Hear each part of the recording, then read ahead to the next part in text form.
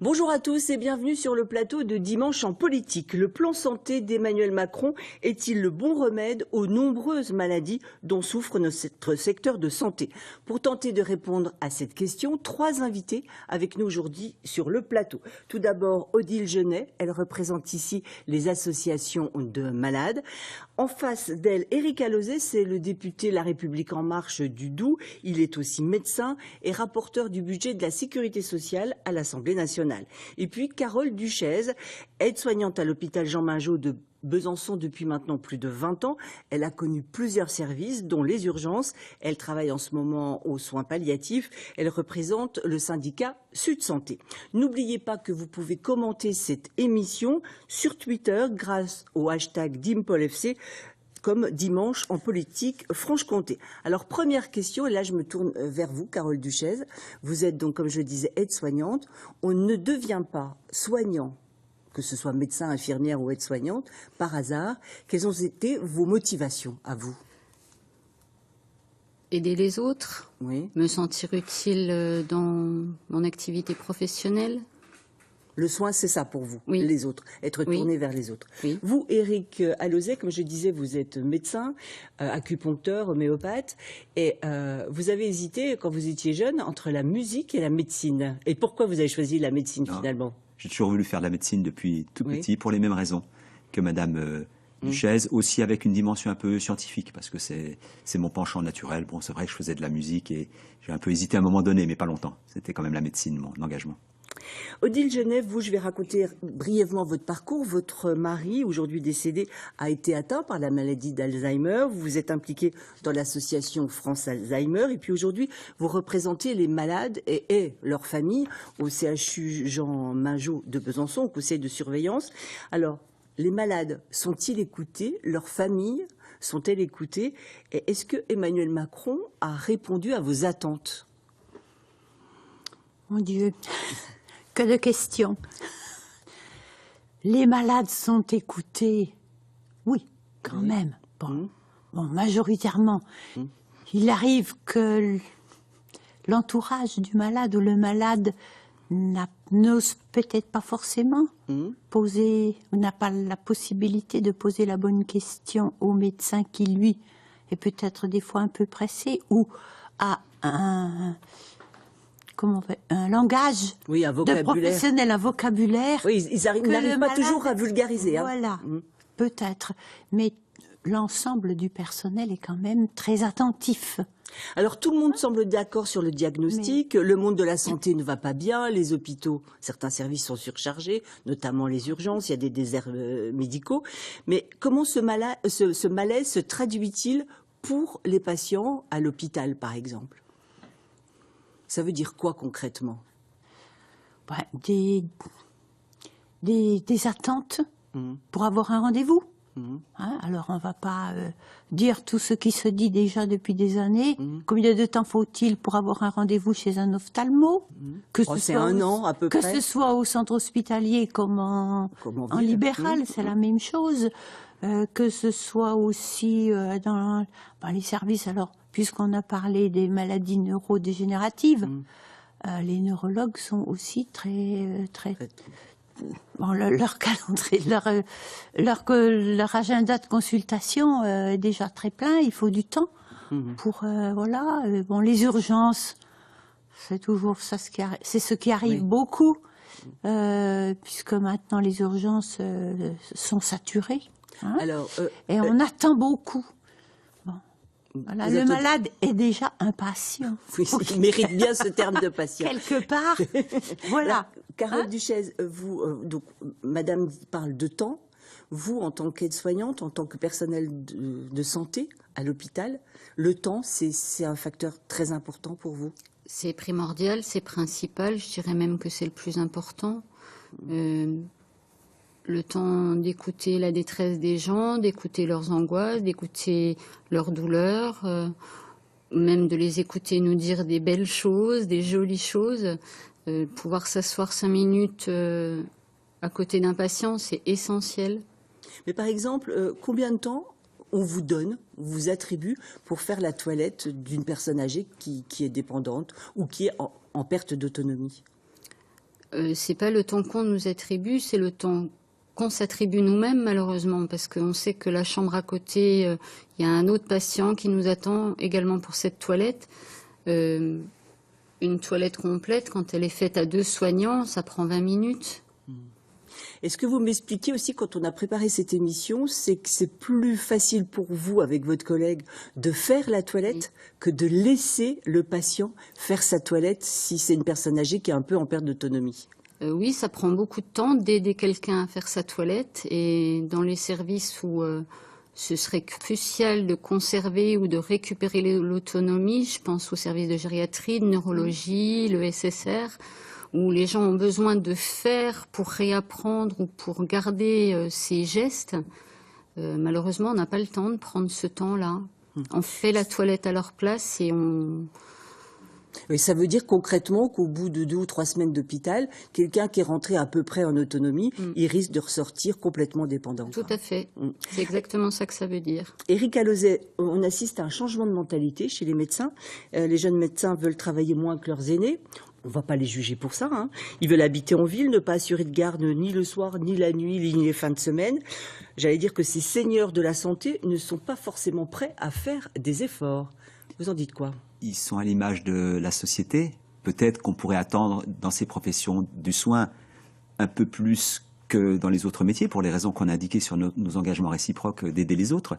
Mais il n'empêche que c'est une réalité. Alors, il y a un chiffre qui est quand même très très important et que j'ai découvert en préparant cette émission. Sur tous les jeunes diplômés médecins qui sortent des facs de médecine, il n'y a que 11% qui s'installent comme généralistes ou comme spécialistes. Dans la suite de leurs études. Voilà, tout à fait. S'installer un peu plus tard, voilà. Les chiffres augmentent dans le temps, mais oui, ils font souvent autre chose. D'ailleurs, ça doit nous alerter sur un débat qu'on a sur le fait qu'on puisse imposer aux médecins de s'installer en milieu rural, avec des bons arguments, mais en même temps, les médecins ont beaucoup d'autres possibilités de travailler que de s'installer. Et donc, si on leur dit, surtout en cours d'études, vous allez être obligé de vous installer à tel ou tel endroit, on pourrait faire encore descendre. Attendez, le président de la République n'a pas parlé d'obligation. Non, mais justement. Non, il n'en a pas parlé. Ah, c'est pas du tout dans le plan santé. Voilà. Mais c'est un Moi, j'ai débat. trouvé que les médecins étaient plutôt bien soignés par Emmanuel Macron. Absolument, et je crois qu'ils sont assez satisfaits d'ailleurs. Voilà, globalement. c'est presque les seuls à être satisfaits. Mais c'est un vrai débat. Est-ce qu'il faut imposer aux médecins d'aller s'installer dans les milieux ruraux ou parfois dans certains quartiers en ville? Il n'y a pas que le rural. Quand on parle de déserts médicaux, c'est pas forcément... Effectivement, les médecins peuvent être tentés de faire simplement des remplacements, de faire des spécialités, d'aller travailler dans les laboratoires. Enfin, il y a plein d'autres missions possibles. D'aller travailler à l'hôpital. Donc, à l'hôpital, encore, ils font leur métier de médecin. Oui. Mais ils s'installent pas. Voilà. Donc, attention à ces obligations. Alors, le plan santé présenté mardi par le président de la République, en chiffres, ça donne quand même 3,6 milliards d'euros pour les 4 ans qui viennent, 400 millions pour l'hôpital cette année et 400 millions pour les années suivantes. Alors, quelles sont les mesures phares présentées par Emmanuel Macron et la ministre de la Santé, Elisabeth Buzyn? On regarde ce reportage de France 3 National. Faire mieux à moyen quasi constant, c'est la philosophie du plan santé dévoilé par Emmanuel Macron. Notre système de santé ne souffre pas d'abord d'un problème de sous-financement. Il pèche par un vrai handicap d'organisation. Le modèle d'organisation n'est plus adapté ni à la demande ni à l'offre de soins. Pour ce plan santé, l'effort de l'État se limitera en 2019 à une enveloppe de 400 millions d'euros. Ils serviront notamment à financer l'une des mesures phares, la création d'un nouveau métier, celui d'assistant médical. Son rôle, faire gagner du temps aux médecins en le déchargeant des tâches administratives ou en prenant la tension, par exemple. Objectif, créer 4000 postes à une condition, que les médecins se regroupent. C'est indispensable, c'est dans tous les pays européens. Les médecins aujourd'hui en France, dans 2/3 des cas, n'ont même pas de secrétaire dans leur cabinet. Le plan vise aussi une meilleure articulation entre médecine de ville et hôpital. Les médecins libéraux devront s'organiser pour assurer les urgences les moins graves, en journée et le soir, et soulager ainsi les hôpitaux. La maladie, notre système de santé, c'est pas l'hôpital. C'est à tout niveau que notre système de santé est touché et donc c'est sur tous les leviers qu'il faut jouer.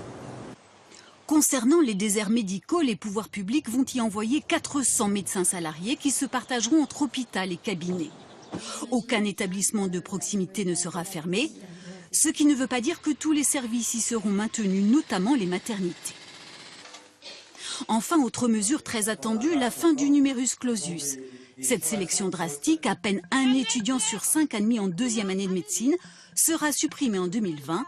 Elle sera remplacée par des examens plus classiques. Carole Duchesne, je pense que vous avez pris le temps de regarder ce plan de manière plus précise. Quel est votre sentiment général ? Beaucoup de mesures sont à destination des médecins, notamment des médecins de ville, des médecins généralistes. Je fais tout de suite une précision. Quand on dit médecin de ville, ça peut être quelqu'un qui est installé dans la Haute-Saône, dans un village, mais c'est la différence entre hôpital et médecin en ville. Voilà. Et il y a très peu de mesures pour l'hôpital, très peu de mesures à destination des personnels hospitaliers, qu'ils soient soignants ou non, qu'ils soient médicaux ou non médicaux. C'est un grand regret. Vous attendiez quoi? Plus d'argent? Plus d'argent, de postes, bien sûr, des postes. Et là, ça paraît primordial. Odile Genet, quel est votre sentiment par rapport à ce plan? Il faut lui faire confiance. À qui? Au plan ou à Emmanuel Macron? À tout ce que M. Macron annonce dans ce plan. Est-ce que ça va dans le bon sens? On va espérer. Il faut penser que le personnel, ce qu'on appelle le paramédical comme personnel qui n'est pas médecin, il faudrait, je ne dirais pas le multiplier par 2, mais presque. Dans les structures, donc vous restez un peu qu'elles sur votre soient structures hospitalières ou médico-sociales. Nous, avec mon passé, et les EHPAD aussi, et le personnel hospitalier. Donc vous restez sur votre fin, vous attendiez des créations de postes. J'espère que ça va. Voilà. Qu'il y aura plus des médecins. Oui, bien sûr, aussi, il en faut. Les délégations de tâches, c'est bien. Ça, on va en parler. On va faire réagir Éric Alauzet. En tant que député de La République En Marche, vous trouvez que ce plan est forcément génial. Mais certains disent quand même que le gouvernement avait demandé 800 millions d'économies aux hôpitaux. Il leur en redonne 400 seulement. Et les réactions des organisations professionnelles et syndicales sont assez abruptes. Il n'y a que la Confédération des syndicats médicaux français qui dit qu'ils vont pouvoir s'organiser justement pour prendre les urgences de manière un petit peu plus large, mais la Fédération hospitalière de France se dit déçue. Les syndicats Force ouvrière, CFDT, CGT attendaient des postes et davantage d'argent. Vous leur répondez quoi? Alors pour l'hôpital, il n'y a pas rien. Sur les 3,6 milliards de dépenses supplémentaires sur le mandat, il y a 900 millions, presque 1 milliard pour l'hôpital, pour les investissements.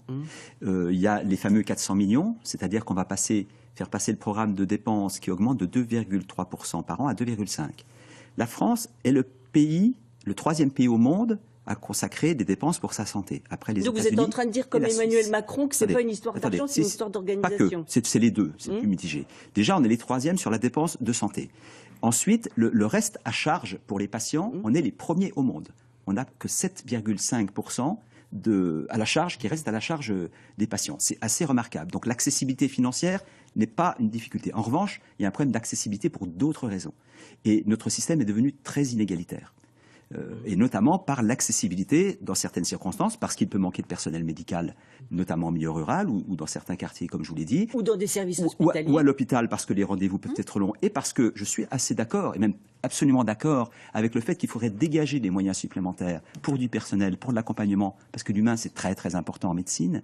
Mais il faut être bien conscient que vu le niveau de dépenses qu'on a aujourd'hui, 2,5% d'augmentation, quand l'inflation est à 1,5%, et ça fait des années que ça dure, la croissance est à 1,5%. C'est le seul endroit dans nos dépenses où on concède plus de dépenses que notre richesse ne s'accroît. Donc ça veut dire, si on ne veut pas se raconter d'histoire, que si on veut augmenter les moyens pour avoir plus de personnel, il faut faire des économies ailleurs. On en fera comment? Notamment en déplaçant de l'activité hospitalière vers le secteur de ville. Si j'ai bien compris cette philosophie, c'est essentiel. C'est ça le cœur. Emmanuel Macron ne crée pas davantage de postes à l'hôpital. En revanche, il veut diminuer le flux de malades qui entrent à l'hôpital. On va demander on en crée toujours plus des postes, mais pas assez que nécessaire. Cette philosophie, Carole Duchesne, vous en pensez quoi? Je pense que tarir un peu le flux de malades qui arrivent en permanence à l'hôpital. Pour voir les effets de ce qui est annoncé cette semaine, il faudra certainement plusieurs mois, plusieurs années, et malheureusement l'hôpital est dans l'urgence. C'est aujourd'hui que les personnels ont besoin de soutien, c'est aujourd'hui qu'ils ont besoin de renfort, qu'ils ont besoin d'aide, d'accompagnement aussi, pour pouvoir faire leur travail comme il faut. Il y a un chiffre qui est frappant, 25% du personnel soignant a déjà eu des idées suicidaires, 25%, un quart. Tout ça parce qu'on a l'impression, quand on rentre chez nous, qu'on n'a pas fait du bon travail, parce qu'on ne nous a pas donné les moyens de faire du bon travail. Un quart, c'est énorme. Alors pour revenir à la philosophie de ce plan, Emmanuel Macron a demandé donc aux praticiens, aux médecins de ne pas travailler seuls. Actuellement, il y a quand même un médecin sur 2 qui travaille seul, qui n'a même pas de secrétariat. Et donc il insiste énormément pour que les médecins se regroupent. Alors exemple déjà de ce qui se fait à Pontarlier avec ce reportage de Lucie Thierry et Jean-Louis Saintin, déjà diffusé donc en janvier sur le cabinet médical éphémère. Un jour par semaine, ce médecin fait 60 km pour exercer ici. Retraité, il a accepté de reprendre son activité. C'est vrai que la retraite, c'est pas aussi facile que ça. Et là, j'ai des relations sociales, je vois du monde, on discute, etc. Je gagne ma vie. Il y a plein d'avantages. Et puis, oui, on a l'impression d'être utile. Comme lui, 5 généralistes assurent des permanences à tour de rôle. Ouvert il y a 4 mois dans l'urgence pour pallier le manque de médecins, le cabinet médical éphémère ne désemplit pas. Nous, on a dû, avant d'avoir ce médecin-là, téléphoner jusqu'à Val-d'Aon. Quand il y a eu le cabinet éphémère, ça a tout de suite mieux été, quoi. Parce que là, au moins, vous êtes sûr que on vous répond. Si c'est même pas aujourd'hui, ça sera demain. Loin d'être reproductible partout, le cabinet médical éphémère est une solution parmi d'autres face aux déserts médicaux. La capitale du Haut-Doubs le sait, mais voit plus loin avec un projet de maison médicale, livraison prévue été 2019. Alors, Odile Genet, est-ce que ces cabinets médicaux éphémères, ça peut être une solution? Oui, qu'ils soient éphémères ou permanents. Ça, moi, je suis tout à fait d'accord. Oui. Et les associations de malades apprécient beaucoup tous les centres de santé qui existent en Franche-Comté. La Franche-Comté, Monsieur Alauzet, vous n'allez pas me dire le contraire. Je crois que on est un peu en pointe depuis pas mal d'années. Les cabinets, les regroupements de santé, les maisons de santé, ça existe en Franche-Comté depuis un moment déjà. Et aussi vous trouvez bien que pour les malades, c'est bien, quoi. Ah ben oui, prenez le cabinet de santé le regroupement à Rigné. C'est vraiment à la campagne. Ça marche du fait de Dieu.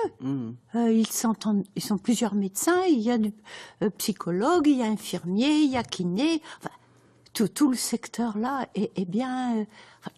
Voilà, c'est merveilleux. Prenez celui de Gillet, qui a été dans les anciens voilà. aussi. Hein. Nous avons le premier qui s'est installé, c'était il y a presque 50 ans maintenant, on va dire, rue de Vesoul, à Besançon. C'est merveilleux. Là. Alors, et puis il y a une autre proposition qui est faite par Emmanuel Macron, ce sont les assistants médicaux.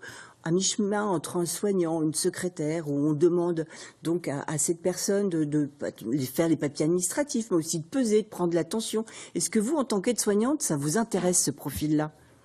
Est-ce que ça vous dit de vous lancer dans ce nouveau métier? Pas spécialement. Moi, j'aime le travail en équipe que permet l'hôpital. Oui. Donc, seul avec un médecin ou avec un groupe de médecins, c'est pas forcément ce qui m'intéresserait personnellement. Alors donc, pour d'ici 2022, donc Emmanuel Macron annonce 4000 assistants médicaux et ensuite il en prévoit 20 000 sur le sol français dans les années futures. Et puis il en paye, donc l'État en payera. Et il a dit autant que de besoin. Là aussi, donc, en fait, les médecins sont bien soignés, pour reprendre mon expression de tout à l'heure, puisque ces assistants médicaux seront payés par l'État. Vous en pensez quoi, vous, de ces assistants médicaux? Le but, c'est de dégager du temps médical pour les médecins. Donc, c'est un élément de réponse, les assistants médicaux, effectivement, que ces personnes puissent s'occuper de l'intendance, au sens large du terme. Mais il y a aussi d'autres possibilités, notamment les délégations de tâches aux infirmières, qui se font déjà un peu ici ou là, mais de façon un peu sur le tas. Donc, par exemple, au cabinet d'Arnaud de Vesoul à Besançon, voilà. Qu'on pourrait et qu'on devrait officialiser. Il y a quelques réticences, quelques réserves, notamment dans ma corporation. C'est un tout petit peu dommage, parce que là, c'est aussi un moyen de dégager du temps médical pour les médecins. Et vous voyez ce reportage sur Pontarlier, moi je l'avais évoqué dans l'hémicycle il y a à peu près 6 mois, ça a fait sourire quelques-uns de mes collègues. Et je pense qu'il faut faire œuvre de créativité. Il y a plein de solutions différentes selon les territoires et aux territoires de rechercher les initiatives qui leur conviendront le mieux. De sorte que la médecine de ville et campagne, puisse mieux s'assumer, puisse mieux prendre en charge les patients, comme vous disiez, l'urgence, les personnes âgées, etc., de sorte, encore une fois, à relâcher la pression sur l'hôpital. On sait que les urgences sont saturées à l'hôpital, mais aussi certains services, je pense à la médecine. La chirurgie, globalement, ça va encore à peu près. Le service dans lequel vous travaillez, madame, les soins intensifs, c'est un service un peu privilégié, pardon de le dire comme ça, mais il y a d'autres. Voilà, donc ce n'est pas général à l'hôpital non plus. La souffrance ou la dégradation de la qualité de vie au travail, ça peut varier d'un service à l'autre. Donc il faut faire du chirurgical, si je puis dire. Voilà. Oui, Odile Genet. Je pense que bon, cette délégation que l'on va donner, est-ce que c'est un nouveau métier qui va être bien structuré, ou si c'est tantôt une infirmière, tantôt un ergothérapeute, tantôt il faudra que la personne qui fera les tâches administratives, qui va déshabiller le bébé en attendant, il ne faudra pas qu'il soit déshabillé un peu trop longtemps à l'avance parce qu'il va prendre froid. La personne âgée, ce sera pareil. Il faudra aussi... On a des couvertures. Alors, faudra-t-il... Oui, des couvertures de survie, on va dire comme ça. Il faudra peut-être bien baliser... Que la personne qui prendra... Mais pour l'instant, il y a du flou pour le moment. Hein. Oui, mais voilà. Pour que les gens acceptent de se lancer dans cette expérience. Alors, visiblement aussi, ce plan Macron dessine une nouvelle carte des hôpitaux, puisqu'il y aura des hôpitaux de proximité où il n'y aura pas de plateau de chirurgie et pas de maternité. Et puis, il existera plus loin des hôpitaux beaucoup plus performants. Vous voyez ça comment? Avec quel regard, vous, représentants des syndicats? Il faudra donner les moyens aux hôpitaux de proximité de faire leur travail, d'accompagner la post-chirurgie, d'accompagner le post-AVC, pour qu'effectivement les patients soient... AVC, ça veut dire quoi? Accident vasculaire cérébral, pardon. Merci. Pour que les patients soient au plus près de leur famille, bien sûr. Bien sûr que c'est important l'entourage, et bien sûr que c'est important d'avoir effectivement une médecine pointue, extrêmement pointue, mais pour ce qui est la suite de cette prise en charge, il faut des moyens. Il faut du personnel. Même réaction? Oui, il faudra, voilà. Faut mettre des si l'on veut la qualité, nous pensons que même si c'est de la proximité, il faudra une grande qualité. Oui, parce qu'on a eu l'impression... Que la confiance règne. On a vu que le président de la République disait donc proximité et qualité. Voilà, ça vous inquiète un petit peu? C'est pas que ça m'inquiète, mais je souhaite qu'il y ait la qualité partout. Éric Alauzet, une médecine à 2 vitesses? C'est souvent le cas. Donc c'est ça qu'il faut essayer d'améliorer. C'est souvent le cas, c'est-à-dire que pour moi c'est négatif une médecine à 2 vitesses. C'est négatif, je vous parlais de l'accessibilité. Voilà. Ce terme-là ça se pose dans certains territoires ruraux. Non mais il a opposé proximité et qualité, comme si les hôpitaux de proximité ne pouvaient pas être de qualité. Si vous faites une opération, une chirurgie cardiaque, ou même une chirurgie sans qu'elle soit nécessairement appliquée au CHU, peut-être faite à Vesoul, allons se soigner, mais peut-être pas dans des hôpitaux qui seraient plus proches. Et ce qui compte pour éviter la désertification, c'est d'avoir ces hôpitaux de proximité, après le CHU et les hôpitaux, on va dire, de anciennes préfectures, de départements, d'avoir ces établissements où peut-être on perdra un service de chirurgie, mais en revanche, on aura un service de soins de suite, on aura un service de rééducation, on aura un plateau radiologique pointu, on aura un service de biologie pointu, on aura, bref, une prestation qu'aujourd'hui n'existe pas. Donc, l'idée dans ces hôpitaux de proximité, c'est de pouvoir répondre à 95% de nos besoins médicaux, chirurgicaux au quotidien.